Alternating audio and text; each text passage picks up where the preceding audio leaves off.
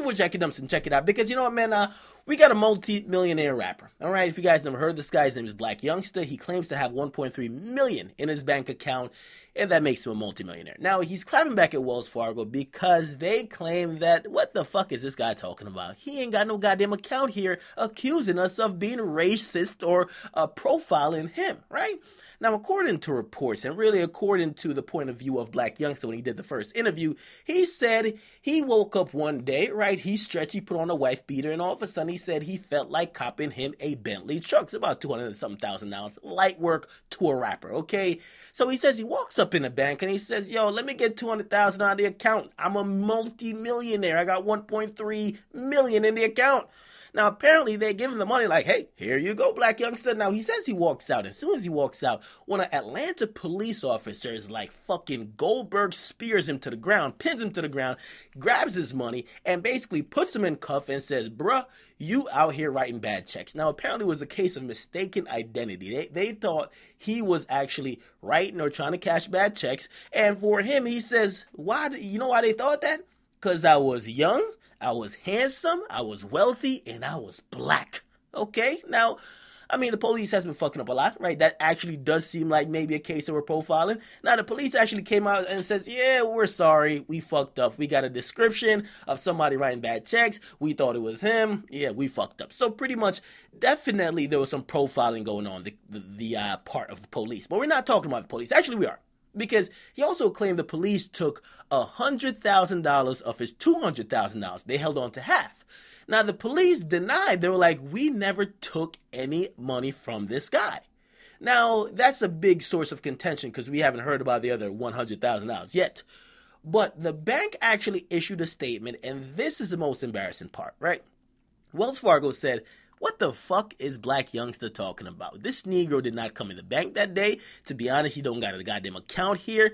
And what the fuck is he talking about? Because if we really want to use the cameras and trace why he had that money in his hand, it was actually withdrawn from his manager's account, and his manager gave him that money that he was holding on to. So we ain't had no relationship, or we had no dealing with Blac Youngsta that day. So what is he talking about? Now that's a big surprise. A rapper lying? Say what?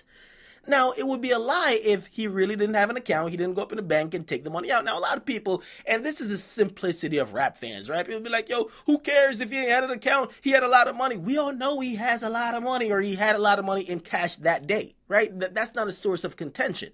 The problem here is, at least for me as a fan, I am tired of these fucking rappers lying. I get it. Fake it till you make it, but don't lie and insult our intelligence, okay? Now, they said he ain't got no account, and basically Blac Youngsta is on the defense. He has to prove somehow that he's not lying. Now, he basically uploaded a document to Instagram, and he put this caption. He said, damn, this shit crazy. Wells Fargo shut my shit down because of a business decision. I guess they right. I ain't got a account. Now, we're going to read through this, but we're also going to point out some inconsistencies. Now, we're not going to take sides.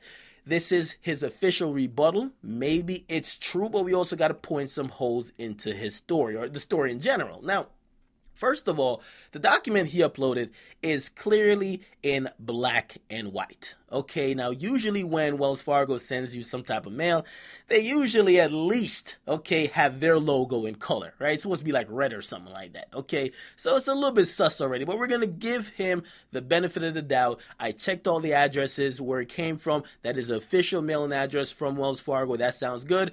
Sammy M. Benson, that's supposedly Blac Youngsta's name, and I guess his address was kind of blotted out. Now, that seems very perfect, like it was done with a computer rather than like kind of like either using like a fucking marker or something like that. But whatever it is, okay. Now we're gonna continue reading down here because this is the whole proof that Blac Youngsta is providing, right? Now it says, subject, the following accounts will be closed. Then it shows 2 account numbers, but you don't see all the numbers. You only see the last 4 digits. I'm not going to make too big of a fuss about that. Some banks, they really don't like giving the full account number for anyone, even if they're trying to close the accounts up. That could be possibly true.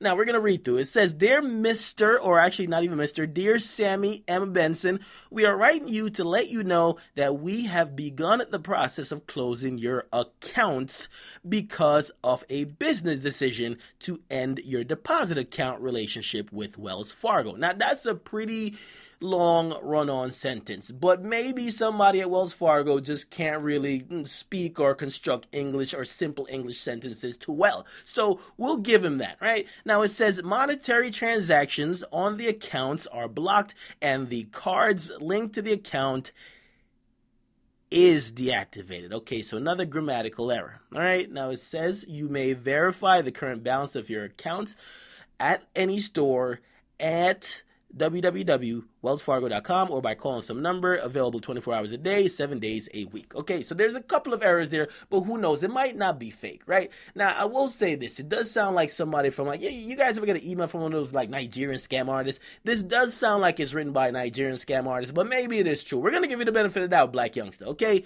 Now, he then put up another picture. And the picture said this, and it was him in what it seems to be a Bank of America lobby with someone who might be a teller or some type of staff, and he's shaking his hand, and of course you got like his bag, maybe that's where the 1.3 million is, and he says, I'm taking my talents to Bank of America. Now, what do we got to make about this, right? I think somebody here is lying.